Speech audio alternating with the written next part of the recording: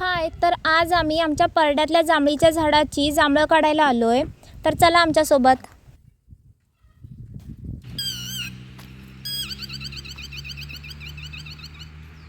Wow, भरपूर जांभळं लागले दीदी. आमच्याकडे गेल्या वेळेला जेव्हा वनवा आलेला तर त्यात हे झाड जवळजवळ 80% करपून गेलेलं, पण त्यातून पण थोडीफार जी फुलं वाचलेली तर त्याचीच आता इथे एका फांदीला जांभळं तयार झालेत. गेले 4-5 दिवस आमच्याकडे सतत ढगाळ वातावरण होत होतं आणि आज जाऊन कुठे थोडंफार ऊन पडलंय, म्हणून आज आम्ही ही जांभळं काढायला आलोय. नाहीतर मधीच अचानक पाऊस पडला तर लगेच जांभळांमध्ये किडी होतील. आज आम्ही घरी दोघीच होतो, म्हणून मी इथे थोडा जुगाड करते, जेणेकरून मी जेव्हा वरनं जांभळं हलवीन तेव्हा दीदी एकटी याच्यामध्ये जांभळं कॅच करेल.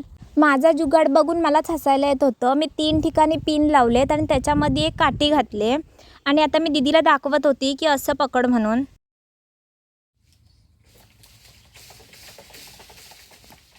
थोडीशी जांभळं पाडून आम्ही खाऊन बघितलेली. तितक्यात घरी पप्पा आले आणि त्यांनी जेव्हा आम्हाला जांभळं काढताना बघितली तेव्हा ते लगेच शिडी घेऊन आले. म्हणून आम्ही लगेच बांधलेली साडी सोडली आणि दोघींनी दोन्ही साईडून पकडून लगेच जांभळं कॅच करायला घेतलेली. दीदीने आता यातली थोडीशी जांभळं काढून पप्पांना खायला दिला, कारण ते कुठेतरी बाहेर निघाले होते. आणि आता ही फक्त एकच छोटी जाळी जांभळं आम्हाला झेलकी भेटलेत. बाकीचे सगळी साडीचा फडका लहान असल्यामुळे खाली पडलेत. पण टेन्शनचं काही कारण नाही, कारण सकाळीच मी इथली सगळी जागा साफ करून गेली होती. म्हणून आता इथे जितकी पण जांभळं पडलेत ती आम्ही सगळी उचलून घरी घेऊन जाणार आहे.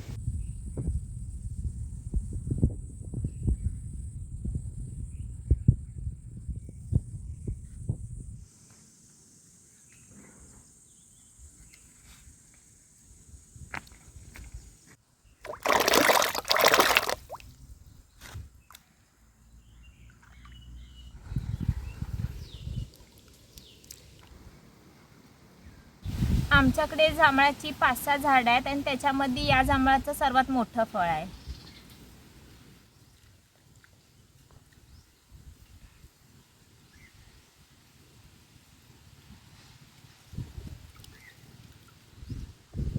भरपूर खाल्ली.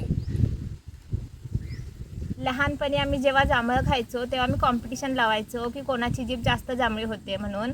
तर तुम्ही पण तशी कॉम्पिटिशन कधी लावलेत का? आम्हाला कमेंट करून नक्की सांगा.